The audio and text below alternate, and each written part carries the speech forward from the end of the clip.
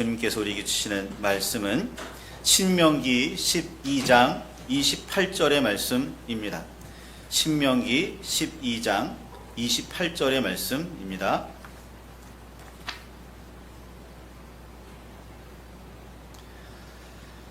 찾으셨으면 우리 함께 말씀을 봉독하시겠습니다. 내가 내게 명령하는 이 모든 말을 너는 듣고 지키라. 내 하나님 여호와의 목전에 선과 의를 행하면 너와 내 후손에게 영구히 복이 있으리라. 아멘. 아멘. 주님의 사랑과 그 크신 은혜가 이 자리에 우리들에게 함께 하시기를 소망합니다.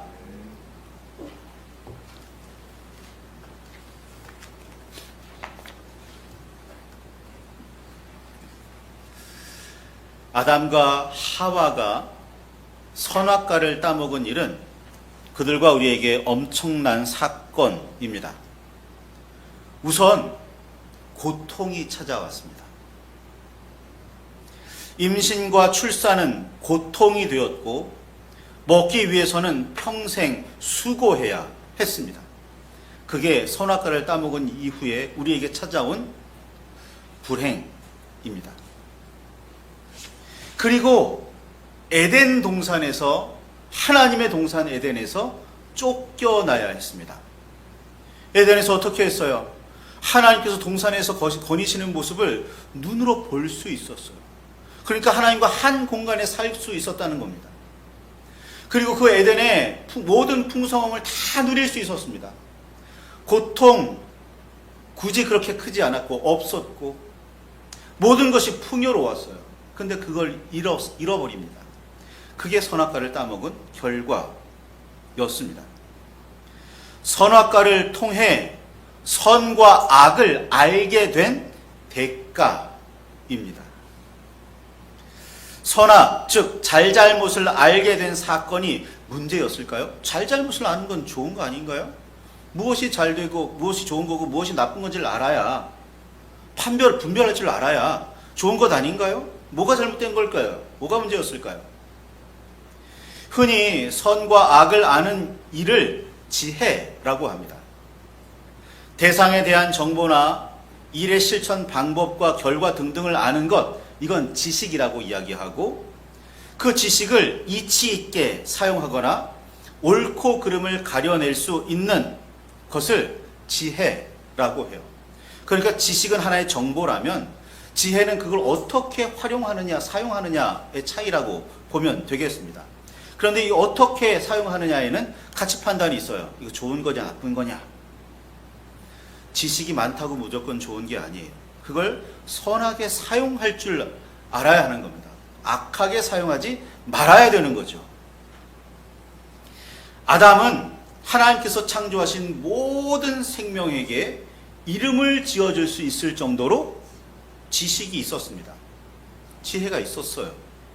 지식과 지혜가 선악과를 따먹기 전에 없었던 게 아닙니다. 있었어요. 하나님의 형상대로 창조된 사람이 하나님의 속성 중 하나인 지혜를 선언적으로 가지고 있다는 사실은 하나도 이상하지 않습니다. 당연한 거죠. 그 지식으로 하나님의 말씀에 따라 살아가는 일, 이게 지혜일 텐데, 하나님께서는 모든 지식과 지혜의 길은 열어두셨지만 동산 중앙에 있었던 생명나무와 선악을 알게 하는 나무만은 허락하지 않으셨습니다. 형상대로 창조된 사람으로서 지식이 있었고, 그 지식을 하나님의 뜻에 따라 사용할 줄 아는 지혜, 이미 있었습니다. 그런데 여기에 뱀이 개입해요. 창세기 3장 5절의 태초에 보면 이렇게 말합니다. 너희가 그것을 먹는 날에는 너희의 눈이 밝아져서 하나님과 같이 되어 선악을 알 줄을 하나님이 아심이니라 라고 말하면서 선악과를 따먹으라고 유혹했습니다.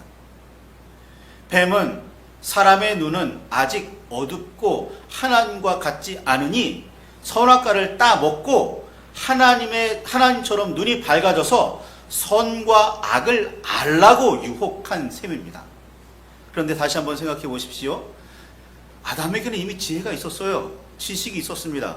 하나님의 뜻에 따라 허락하신 지식이 있었고 하나님의 뜻에 따라 사용할 줄 아는 지혜가 있었어요. 그러니까 지식과 지혜를 선하게 하나님의 뜻에 따라 사용할 줄 아는 능력이 이미 있었던 겁니다. 그러니까 뱀의 유혹에 따라 사람이 알게 된 것은 뭐예요? 선이 아니라 악이었던 거예요. 선하게 살아가는 방법이 아니라 악하게 살아가는 방법을 깨우쳐 준 게 뱀의 유혹이었어요. 선악과는 결국 선이 아니라 악을 알게 만든 계기였던 겁니다. 선악과를 따먹고 나서 사람들의 눈이 밝아지기는 했습니다. 그런데 밝아져서 발견한 게 뭐예요? 야, 하나님의 창조 세계가 너무나 아름답구나. 내가 선악과를 먹어보기 이전보다 더 아름답게, 더 귀하게 보이는구나. 이거였습니까? 아니요. 선악과를 따먹고 나서 제일 먼저 발견한 건 뭐냐면 자기가 벗고 있다는 사실이었습니다. 그리고 그걸 부끄러워합니다. 선악과를 따먹은 결과 사람의 눈은 하나님께서 창조하신 세상에서 자기에게로 시선이 바뀝니다. 자기만 바라봐요. 자기만 생각합니다. 그러면서 뭘 생각하냐면 자기가 벗고 있다는 걸 부끄러워한다는 거예요. 하나님께서 세상을 다 창조하시면서 하신 공통적인 말씀이 있습니다. 뭐였죠? 보시기에 좋았더라 입니다. 하나님께서 맨 처음에 사람을 창조하실 때 굳이 옷을 입혀주지는 않으셨지만 그 자체로 하나님 보시기에 이미 아름다웠다고요. 보기에 좋았다고요. 그런데 사람들은 선악과를 따먹은 이후에 그 시선이 악해진 다음에 어떤 일이 벌어져요? 하나님께서 귀하게 아름답게 선하게 하나님의 뜻에 합당하게 창조해 놓으신 그 몸이 부끄러움의 대상이 돼요. 가려야 하는 대상이 됩니다. 하나님의 창조를 부끄러워하기 시작하는 거예요. 이게 선악과를 따먹은 후에 문제입니다. 선이 더 많아진 게 아니라 악이 생겨나기 시작했고, 악이 생겨난 결과 자기 자신을 돌아보는 것까지는 좋지만 이게 성찰이 아니라 자기 자신을 하나님께서 창조하신 그것을 부끄러워하기 시작했다는 게 문제인 겁니다.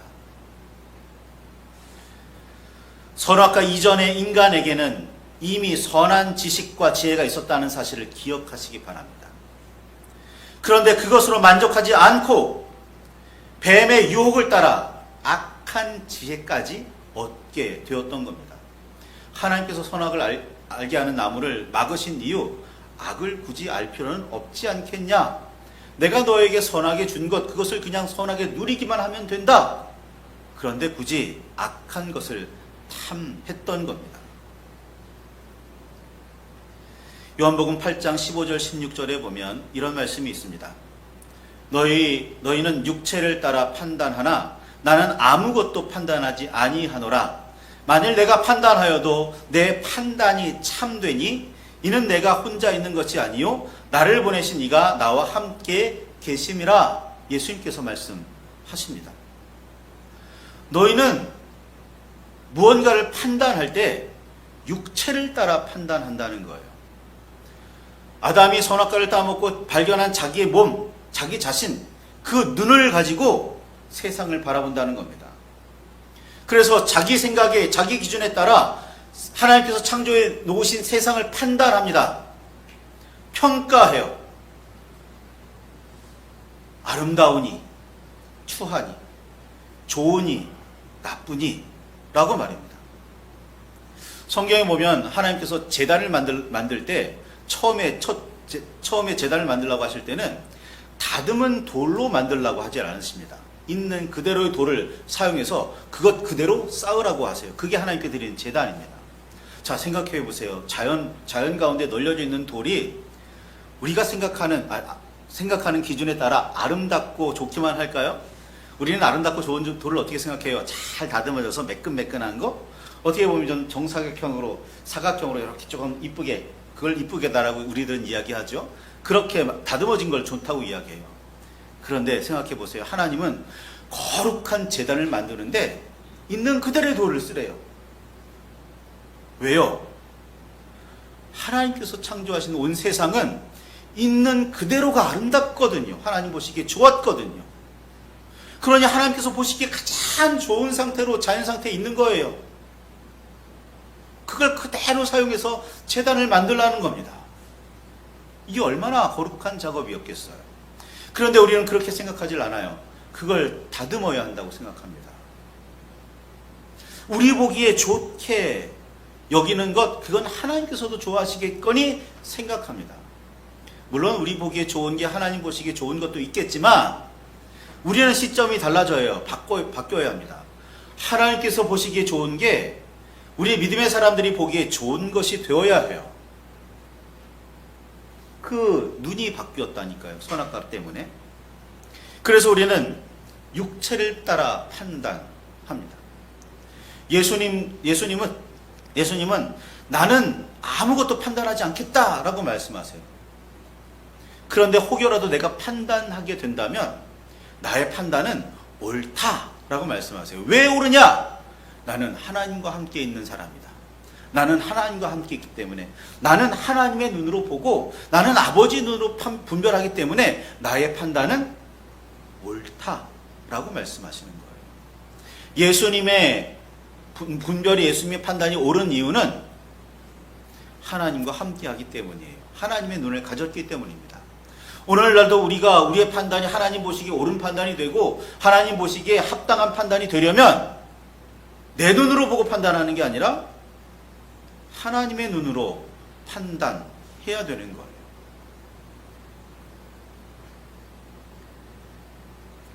예수 그리스도께서는 하나님의 눈과 방법으로 이 땅을 사시다가 하나님께서 보여주시는 길을 따라 하나님의 방법으로 십자가를 지셨습니다. 그리고 하나님께서 부활하게 하시죠. 이게 선한 겁니다. 고난이 있다고 악한 게 아니라 하나님의 방법으로 따랐다면, 하나님의 방법으로 살았다면 그 고난은 하나님 보시기에 아름다운 거예요. 이걸 기억하시기 바랍니다. 그래서 초대교회에는, 아니 우리나라의 선교 초기에는 그렇게도 순교자들이 많았던 겁니다. 순교자들이 순교를 하면서도 그 고난을 감내하고 자신의 믿음을 꺾지 않았던 이유, 이것이 하나님께서 보시기에 아름답다 판단했기 때문입니다. 기억하시기 바라요. 인간으로서 우리의 판단은 지극히 육체적입니다. 더구나 자기 자신에게만 향하는 경우가 대부분입니다. 하나님의 판단은 당연히 아니고 우리의 판단도 아니기가 생각보다 쉽습니다. 대부분 우리가 아니라 자기의 판단, 나의 판단이죠. 내가 보기에 선한 거고 내가 보기에 악한 겁니다. 그렇게 다른 사람들의 생각에 따라 그럴 수도 있네, 아닐 수도 있겠구나 라고 생각해 주지를 않아요. 내 생각을 강요합니다. 이게 반드시 옳은 거야, 이대로 해야 해 라면서 말이죠. 그래서 이기적이라는 표현을 씁니다. 저는 어쩌다가 반찬을 만들게 되면 10중 8구 제 입에 맞게 만듭니다.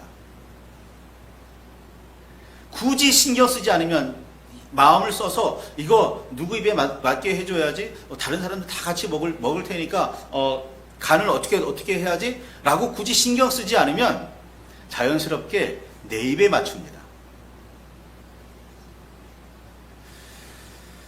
자기 자신을 위해 자기가 아는 지식을 자기 마음대로 사용하는 거죠. 내가 좋아한다고 다른 사람들 다 좋아하지 않는다는 건 잘 아시잖아요.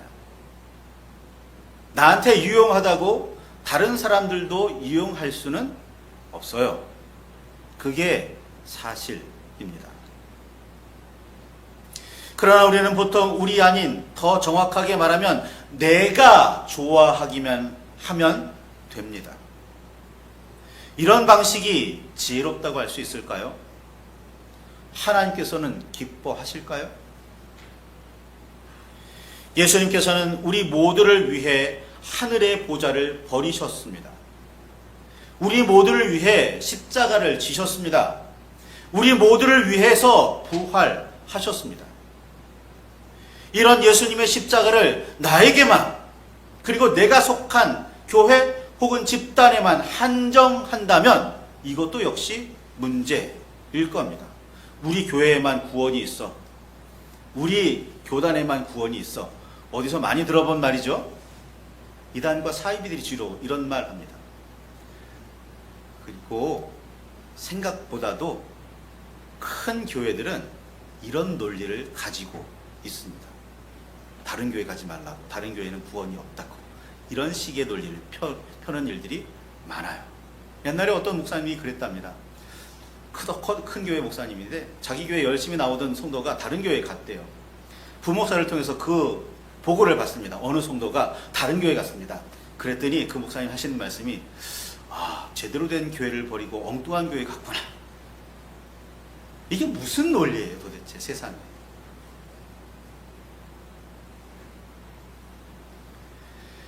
예수님은 당신을 위한 판단이 아니라, 당신 자기를 위한 판단이 아니라 우리를 위한 판단을 하셨어요. 하나님의 뜻에 따른 판단을 하셨다고요. 이게 예수님의 눈, 예수님의 판단이에요. 예수님의 지혜이고 예수님의 지식입니다. 우리는 예수님을 따르는 그리스도인으로서, 하나님을 아는 하나님의 백성으로서 우리가 가져야 할 눈이 무엇인지, 우리가 따라야 할 본보기가 무엇인지를 분명하게 알아야 합니다. 그리고 하나님을 따라 예수님처럼 살아가야죠. 그래야 하나님의 백성이고 그리스도의 제자인 겁니다. 우리 주님께서 이기적이고 육체적인 판단을 하셨다면 이스라엘 백성은 애초에 광야에서 멸망했습니다. 십자가의 고난 있을 수 없는 일입니다. 사랑의 희생 기대할 수 없습니다. 자기를 사랑할 줄 알아야 남도 사랑할 수 있다지만 대부분 자기를 사랑하는 데서 그치는 이유는 우리가 예수님과는 분명하게 다른 이기적이고 육체적인 존재이기 때문입니다. 히브리서 4장 12절 13절에 하나님의 말씀은 살아있고 활력이 있어 좌우에 날선 어떤 검보다 예리하며 혼과 영과 및 관절과 골수를 찔러 쪼개기까지 하며 또 마음의 생각과 뜻을 판단하시나니 지으신 것이 하나도 그의 앞에 나타나지 않음이 없고 우리의 결산을 받으신 이의 눈 앞에 만물이 벌거벗은 것 같이 드러나느니라 라고 말씀하고 있습니다. 하나님의 말씀은 우리의 마음과 생각을 판단하십니다. 우리가 하나님의 말씀과 우리가 하나님의 말씀을 판단해서는 안 되고, 하나님의 말씀 시대에 맞지 않는 것 같은데, 하나님의 말씀 좀 이상한 것 같은데, 이런 판단이 아니라, 우리가 하나님의 말씀을 판단하는 게 아니라 하나님의 말씀으로 우리를 판단하고 나를 성찰해야 하는 겁니다. 하나님의 말씀이, 성경이 거울이어야 하는 이유이에요. 나를 비추어 보고 그에 따라서 하나님의 말씀에 나를 비추었을 때 티가 묻었네, 뭐가 잘못되어 있는데 매무새를 고칠 줄 알아야 하는 겁니다. 이게 하나님의 말씀을 읽는 태도, 묵상하는 태도여야 합니다. 하나님의 말씀이 우리가 살아가는 세상과 우리가 살아가는 세상을 판단하는 기준이어야 합니다. 그렇게 될 때 우리는 조금이라도 더 하나님을 닮은 영적인 존재가 될 수 있고 그리스도를 따라 이타적인 삶을 살아갈 수도 있습니다. 하나님의 말씀이 기준일 때 말이죠. 예수님께서는 하나님을 사랑하고 이웃을 사랑하라고 말씀하셨습니다. 모든 율법이 가르치는 핵심이고 선지자들이 선포한 말씀의 정수라고 강조하셨습니다.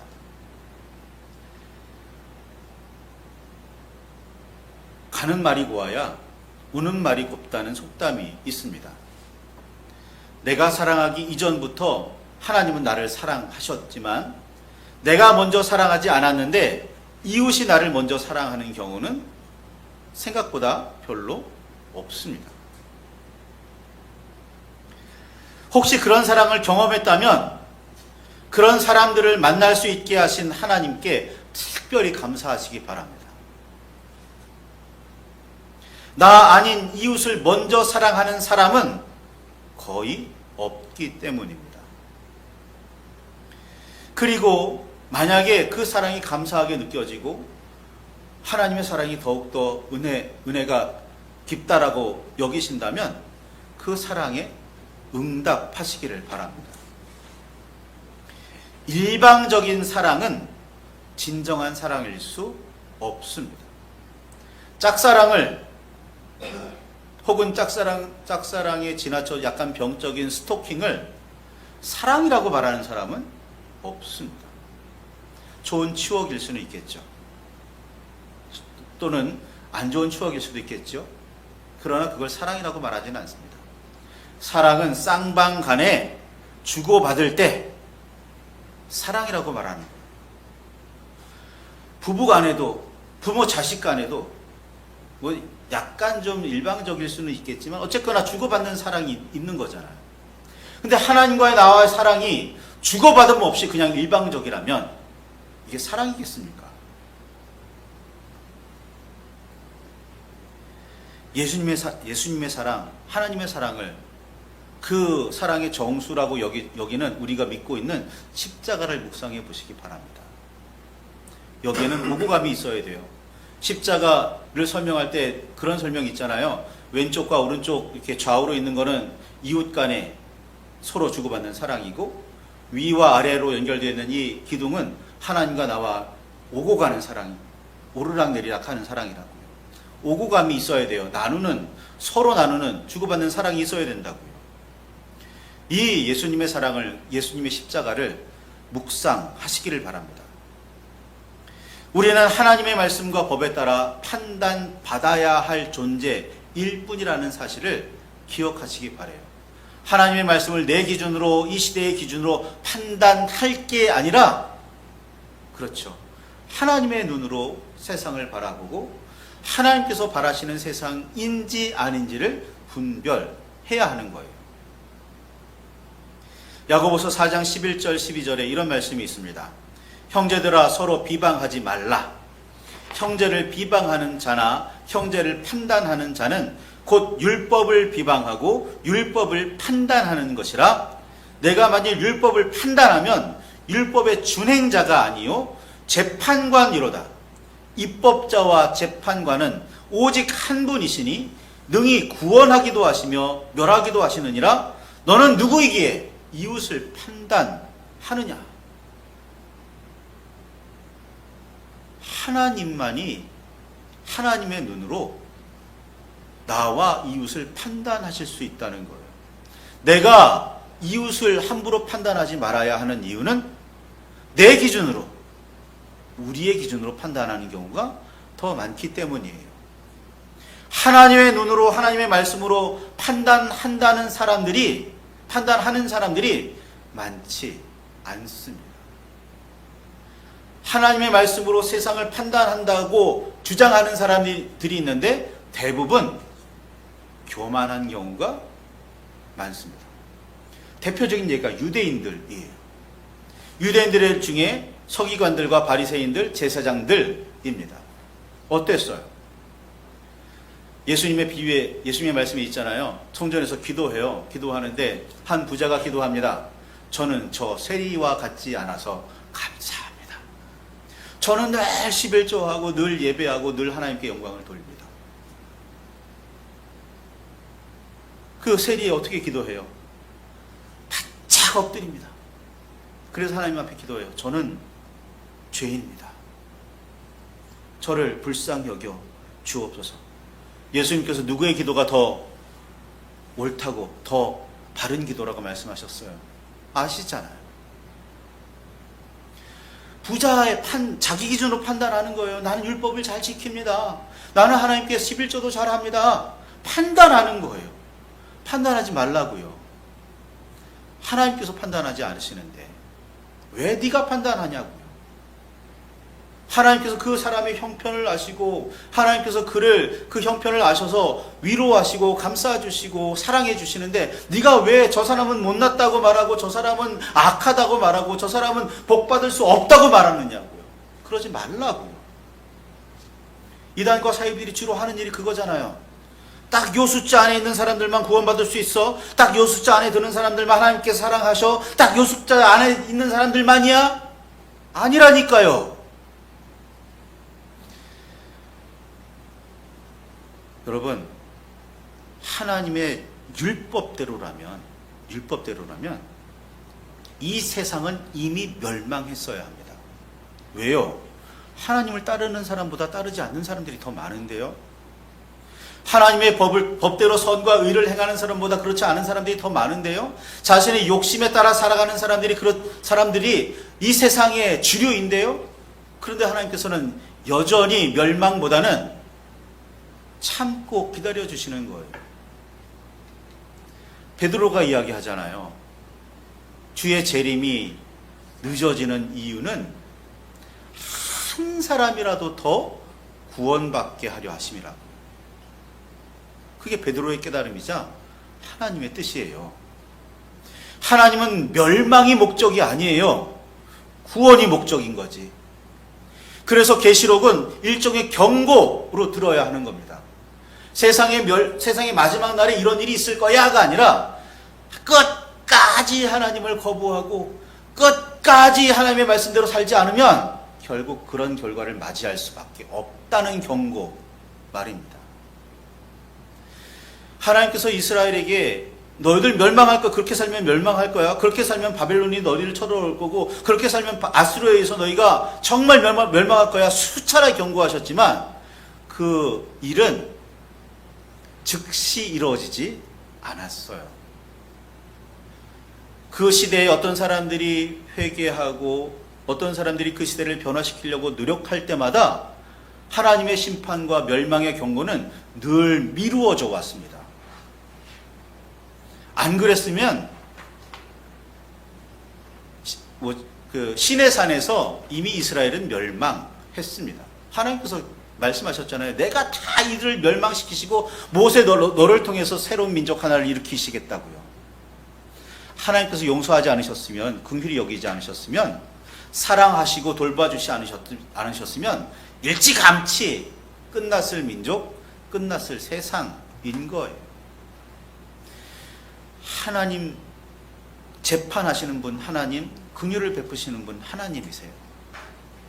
그런데 그 율법에 따라 하나님은 세상을 일도 양단하지 않으셨습니다. 단칼에 막 잘라내질 않으셨어요. 용서하시고 용서하시고 용서하시고 용서하시고 기회를 주시고 기회를 주시고 기회를 주신 겁니다. 저는 하나님께서 주시는 이 용서를 기회라고 번역합니다. 용서하셨으니까 다시금 주님께로 나아갈 기회를 주시는 거예요. 그러니까 용서는 곧 기회인 겁니다. 다시 한번 주신 그 기회를 어떻게 쓰느냐는 또한 우리의 결정, 판단에 달려 있습니다. 뱀의 유혹에 귀를 기울일 거냐, 하나님의 말씀에 귀를 기울일 거냐 말이죠.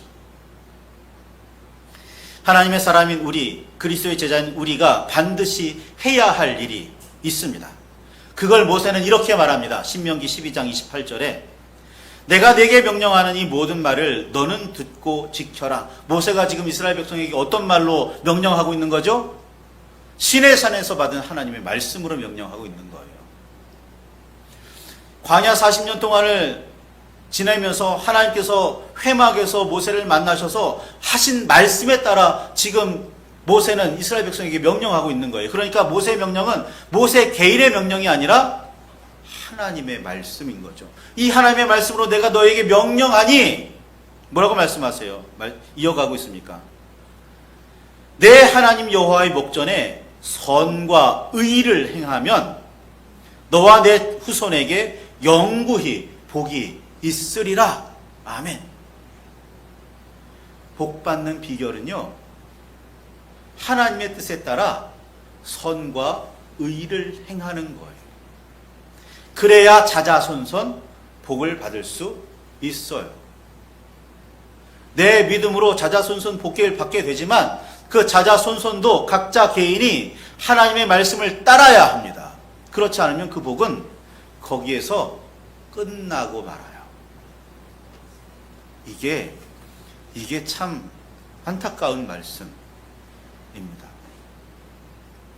한 사람이 잘 믿어서 평생 누구나 다 하나님의 복을 누리게 되면 얼마나 좋겠어요. 나만 믿으면 우리 가족이 전부 다 복을 받고, 나만 잘하면 우리 후손들이 전부 다 복 가운데 은혜 가운데 살 수 있으면 얼마나 좋겠습니까? 그런데 그렇지 않다니까요. 내 믿음으로 내가 복을 받고, 내 믿음으로 내가 구원을 받는 겁니다.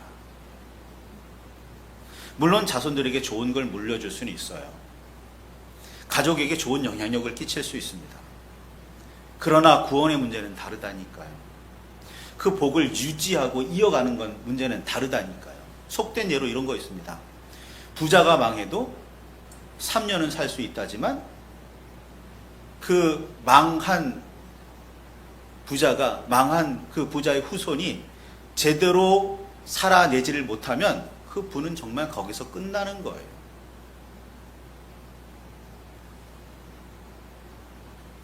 바울은 이렇게 이야기합니다. 로마서 13장 8절에 피차 사랑의 빚 외에는 아무에게든지 아무 빚도 지지 말라. 남을 사랑하는 자는 율법을 다 이루었느니라 라고 말이죠. 그렇죠. 남을 사랑하는 것이 율법의 완성이라고요. 예수님께서 뭐라고 말씀하셨다고요? 하나님을 사랑해라, 이웃을 사랑해라. 이것의 율법의 중심이고 핵심이고 모든 선지자들이 말한 하나님의 말씀의 정수다 라고 말입니다. 기억하시기 바랍니다. 여호와의 목전에서, 여호와의 눈 앞에서, 여호와 앞에서 선과 의를 행하는 것, 하나님 보시기에 선한 것, 하나님 보시기에 의로운 것, 그 일을 행하는 일, 그것이 의로움입니다. 선함입니다. 이걸 온전히 해내지 못했다면 우리는 여전히 죄인이라고 고백할 수밖에 없습니다. 하나님 사랑과 이웃 사랑의 실천이 우리 주님께서 의도하신 뜻이고 명령하신 선과 의라는 사실을 기억하시기 바랍니다. 그리고 주님께서 우리에게 기회로 주신 이 삶 속에서 그 선과 의를, 하나님의 선과 의를 행하시기를 바랍니다. 우리 말씀을 붙들고 깊이 묵상하실 때 주님의 말씀대로 살겠습니다. 뜻대로 살겠습니다. 주님께서 말씀하신 대로 하나님을 사랑하고 이웃을 사랑하겠습니다. 주님께서 말씀하신 선과 의를 행하겠습니다. 결단하시는 저와 여러분이 되시기를 바랍니다. 그렇게 기도하시길 바랍니다.